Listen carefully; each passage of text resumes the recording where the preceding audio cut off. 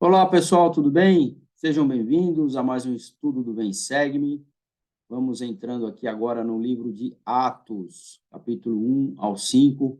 Esse ano aqui estamos estudando o livro do Novo Testamento e o tema desta semana é Ser-me-eis testemunhas. Estudaremos os seguintes tópicos.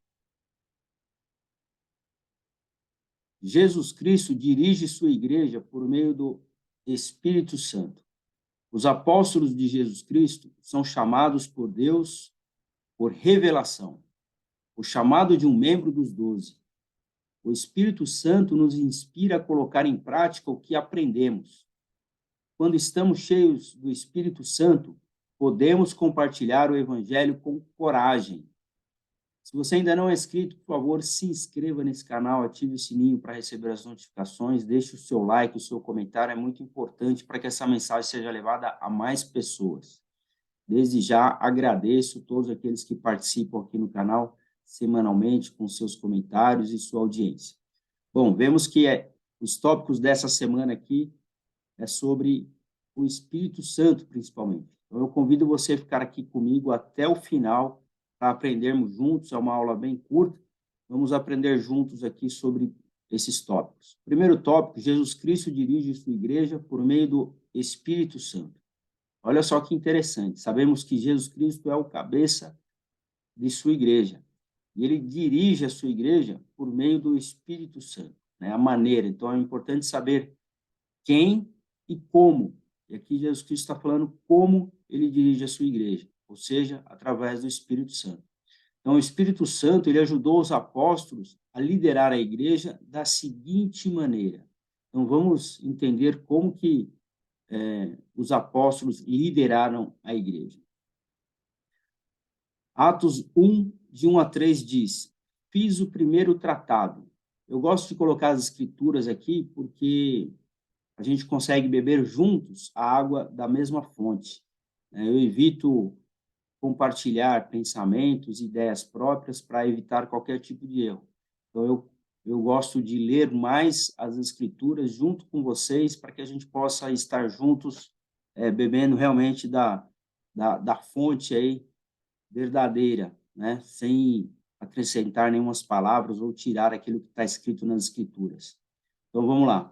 Fiz o primeiro tratado, ó Teófilo, acerca de todas as coisas que Jesus começou a fazer e a ensinar, até o dia em que foi recebido em cima, depois de ter dado mandamentos pelo Espírito Santo aos apóstolos que escolhera, aos quais também, depois de ter padecido, se apresentou vivo com muitas e infalíveis provas, sendo visto por eles pelo espaço de 40 dias e falando do que diz respeito ao reino de Deus. Então, após a sua ressurreição, nós aprendemos na aula passada, Jesus Cristo, ele esteve no meio dos seus apóstolos novamente, se reuniu com eles ali, até provou para Tomé, né, mostrou a marca dos cravos na sua mão. Então, ele teve reunido ali com seus apóstolos e depois que ele se reuniu, ele deu alguns mandamentos conforme guiado pelo Espírito Santo. E ele fala assim, estando com eles, determinou-lhes que não se ausentassem de Jerusalém. Então, Jesus Cristo estava dando ali alguns conselhos para eles. E uma das coisas era para que eles não saíssem de Jerusalém, mas que esperassem a promessa do Pai que, disse ele, de mim ouvistes.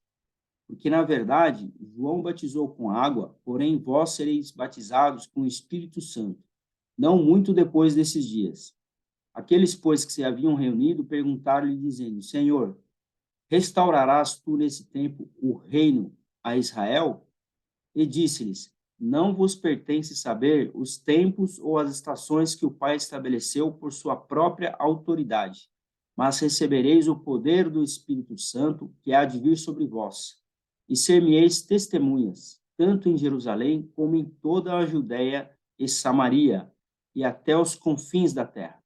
Então, Jesus Cristo aqui reunido com os seus apóstolos, dando os conselhos de todas as coisas e mandamentos que os apóstolos deveriam fazer, aconselhou eles para que eles permanecessem ali em Jerusalém e, através do Espírito Santo, né, depois de ter sido batizado, aí nós vamos aprender que essa é uma ordenança, né, receber o dom do Espírito Santo através da imposição das mãos, ela só vem após o batismo. Então, aqui do lado direito, nós estamos vendo aqui todas aquelas pessoas, aquelas multidões que desejavam receber as ordenanças do Evangelho, né, as ordenanças do batismo, foram batizados e, após o batismo, receberam aí o poder do Espírito Santo. E aí ele continua no 37, 38. E ouvindo eles essas coisas, compungiram-se em seu coração e disseram a Pedro e aos demais apóstolos: Que faremos, homens e irmãos? E disse-lhes Pedro: Arrependei-vos e cada um de vós seja batizado em nome de Jesus Cristo para perdão dos pecados e recebereis o dom do Espírito Santo. Então, como eu disse, todos foram convidados a se arrepender para serem batizados em nome de Jesus Cristo, para que seus pecados fossem perdoados, e depois disso eles receberiam o dom do Espírito Santo. Ele fala: porque a promessa vos pertence a vós, a vossos filhos, e a todos que estão longe, a tantos quantos Deus, nosso Senhor, chamar. E tendo orado, tremeu o lugar em que estavam reunidos, e todos ficaram cheios do Espírito Santo, e falavam com ousadia a palavra de Deus. Imagina só essa cena, né? Jesus Cristo ali orando entre eles, todos ficaram cheios do Espírito Santo, e a terra chegou até tremer ali, aquele local que eles estavam reunidos ali chegou a tremer. Então, olha só o poder do Espírito Santo que Jesus Cristo possuía. E era com o coração e a alma da multidão dos que criam, e ninguém dizia que coisa alguma do que possuía era sua própria, mas todas as coisas lhe eram comuns. E os apóstolos davam com grande poder testemunho da ressurreição do Senhor Jesus, e em todos eles havia abundante graça. Então, depois que Jesus Cristo ressuscitou, ele se reuniu com os apóstolos, como nós aprendemos nas aulas anteriores, e isso foi um grande feito, né? Porque não só pela ressurreição de Jesus Cristo, como havia sido profetizado, que ele ressuscitaria no terceiro dia, mas o fato de os apóstolos terem testemunhado esse fato, eles aumentaram ainda mais o seu testemunho sobre a ressurreição do Salvador Jesus Cristo, porque eles viram o Salvador Jesus Cristo e testemunharam. Então, aí eles tinham um testemunho tão forte que eles poderiam estar ali sendo instrumento nas mãos de Jesus Cristo, né, e de Deus, para poder continuar a obra e levando a mensagem de Jesus Cristo para frente. Próximo tópico: os apóstolos de Jesus Cristo são chamados por Deus por revelação. Então, nós temos falado aqui da igreja primitiva de Jesus Cristo, onde Jesus Cristo possuía ali os seus 12 apóstolos que foram escolhidos e chamados por ele, e dessa maneira, né, dessa maneira que existia a igreja, que a igreja foi organizada, essa igreja primitiva, né, onde Jesus Cristo, sendo o cabeça da igreja, com 12 apóstolos, eu falo para vocês, e conforme está escrito aqui nas Escrituras, nós vamos aprender, que não é diferente nos dias atuais, não é diferente da igreja primitiva. Nós temos a igreja de Jesus Cristo reorganizada, restaurada. Nesses últimos dias, ela foi restaurada e reorganizada pelo profeta Joseph Smith, que foi aquele primeiro profeta que recebeu a revelação de que a igreja deveria ser reorganizada. E aí, então, após a revelação que Joseph Smith recebeu, todas as coisas aconteceram para que, novamente, os 12 apóstolos fossem chamados e a igreja fosse reorganizada aqui na terra, para que Jesus Cristo pudesse preparar aqui o reino de Deus aqui na terra, para que ele possa voltar aí na sua segunda vida. Então, os 12 apóstolos, eles existem hoje, assim como existia na igreja primitiva, como eu disse, existem os 12 apóstolos, a igreja de Jesus Cristo é o reino de Deus aqui na terra e está preparando todas as coisas para a sua segunda vinda, como eu já disse aqui em aulas anteriores. Então, nós vamos aprender que esses apóstolos de Jesus Cristo, eles são chamados por Deus e por revelação. Então, aqui à direita, nós temos aí o quórum dos 12 apóstolos e o profeta, seus conselheiros, né, e numa figura aí de imagem representado por Jesus Cristo, que é o cabeça da igreja. Então, assim como era na época de Pedro, Tiago e João, nós temos aí os 12 apóstolos nos dias atuais. Atos 1, de 15 a 17, diz assim: E naqueles dias, levantando-se Pedro no meio dos discípulos, disse: Ora, a multidão reunida era quase 120 pessoas. Homens e irmãos, convinha que se cumprisse a escritura que o Espírito Santo predisse pela boca de Davi, acerca de Judas, que foi o guia daqueles que prenderam Jesus, porque foi contado conosco e teve parte nesse ministério. Ora, este adquiriu um campo com salário da iniquidade. Então, aqui está falando sobre Judas, né? Todas as coisas que ele adquiriu aí com o salário da iniquidade, ou seja, daquela traição que ele cometeu com Jesus Cristo. E precipitando-se, arrebatou pelo meio e todas as suas entranhas se derramaram.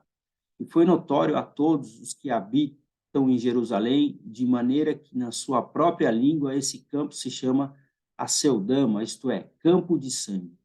Porque no livro dos Salmos está escrito: fique deserta a sua habitação e não haja quem nela habite, e tome outro seu bispado. É necessário, pois, que dos homens que conviveram conosco todo o tempo em que o Senhor Jesus entrou e saiu dentre nós, começando desde o batismo de João até o dia em que dentre nós foi recebido em cima, um deles se faça conosco testemunha da sua ressurreição. E apresentaram-se dois: José, chamado Barsabás, que tinha por sobrenome o Justo, e Matias. Então, aqui quando Judas traiu Jesus Cristo, né, digamos que foi aberta ali uma vaga para que um novo apóstolo fosse chamado. E aí eles tinham duas opções, se apresentaram: José, que era chamado Barsabás, né, que tinha o sobrenome Justo, e também Matias. Então esses foram os dois que se apresentaram, e aí mostra de que maneira esse apóstolo, novo apóstolo foi chamado por Jesus Cristo. E orando disseram: Tu, Senhor, conhecedor do coração de todos, mostra qual desses dois escolheste. Então, olha só, Jesus Cristo já havia até escolhido qual seria o seu discípulo, né, no lugar ali de Judas, conforme citado na escritura aqui anterior, para que tome parte neste ministério e apostolado, de que Judas se desviou para ir para o seu próprio lugar. E lançaram-lhe sorte, e a sorte caiu sobre Matias, e por voto comum foi contado com os 11 apóstolos. Então, Matias foi chamado aqui um apóstolo no lugar de Judas. O chamado de um membro dos 12. Então, nós vamos aprender aqui como que funciona, né? Como que é realizado um chamado do membro dos 12. Então, nós sabemos que Jesus Cristo, ele é o cabeça da igreja, que ele guia, ele dirige a sua igreja através do Espírito Santo. Então, é dessa maneira que todas as coisas acontecem na igreja, inclusive o chamado de um membro dos 12. Conforme nessa citação aqui realizada pelo profeta já falecido Gordon B. Hinckley, ele fez as seguintes observações sobre o processo do chamado de um novo apóstolo. Ele disse: o procedimento é característico da igreja do Senhor. Não existe pretensão a um ofício, competição por um cargo, nem campanha para promover as virtudes de alguém. Comparem a maneira do Senhor com a maneira do mundo. A maneira do Senhor é tranquila, pacífica, sem fanfarra ou custos monetários. Não valoriza o ego, não tem vaidade nem ambição. No plano do Senhor, os que têm a responsabilidade de escolher os líderes são guiados por uma pergunta que prevalece sobre tudo: quem o Senhor escolheria? Seleção é feita em silêncio e por meio de meditação. Muitas orações são feitas até ser recebida a confirmação do Espírito Santo de que a escolha está correta. Olha só como é feito o chamado de um membro do quórum dos 12 apóstolos na Igreja de Jesus Cristo, assim como todos os chamados de líderes na igreja. Então, ou seja, você faz a meditação, você pondera, escolhe, ora a respeito do assunto, e depois que você toma uma decisão, depois de realizar muitas orações, você vai receber a confirmação do Espírito Santo se aquela escolha está correta. Então, é interessante que primeiro você escolhe, né? Depois de realizar orações, meditações, ponderações, jejum, todas as coisas, né? Para que você possa tomar uma decisão. Depois que você tomou uma decisão, e assim funciona para todas as coisas na nossa vida, não só para um chamado de apóstolo ou qualquer chamado na igreja, mas para todas as coisas que você vai decidir na sua vida, seja mudança de cidade, seja casamento, seja estudo, trabalho, seja qual for a sua necessidade de tomar uma decisão importante na sua vida, essa é a maneira com que você tem que decidir, né? Essa é a maneira com que o Senhor nos ensina como nós devemos decidir, ou seja, de que maneira nós recebemos uma revelação.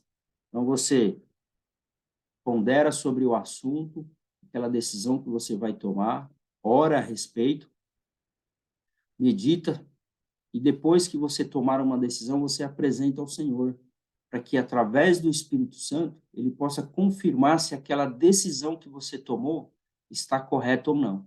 Então, primeiro você toma a decisão, apresenta, e o Senhor vai confirmar se aquela decisão está correta ou não.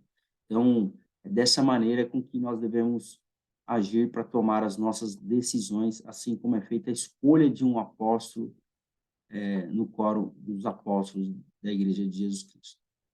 O Espírito Santo nos inspira a colocar em prática o que aprendemos. Então, mais uma vez aqui, esse é o último tópico, sobre o Espírito Santo, a importância do Espírito Santo na Igreja de Jesus Cristo.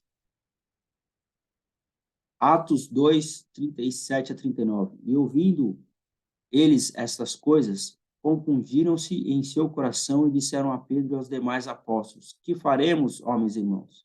E disse-lhes Pedro: Arrependei-vos, cada um de vós sede batizado em nome de Jesus Cristo para o perdão dos pecados e recebereis o dom do Espírito Santo. Aqui Atos, ele repete assim como nós lemos em Atos 1. Porque a promessa vos pertence a vós, a vossos filhos e a todos que estão longe, a tantos quanto Deus, nosso Senhor, chamar.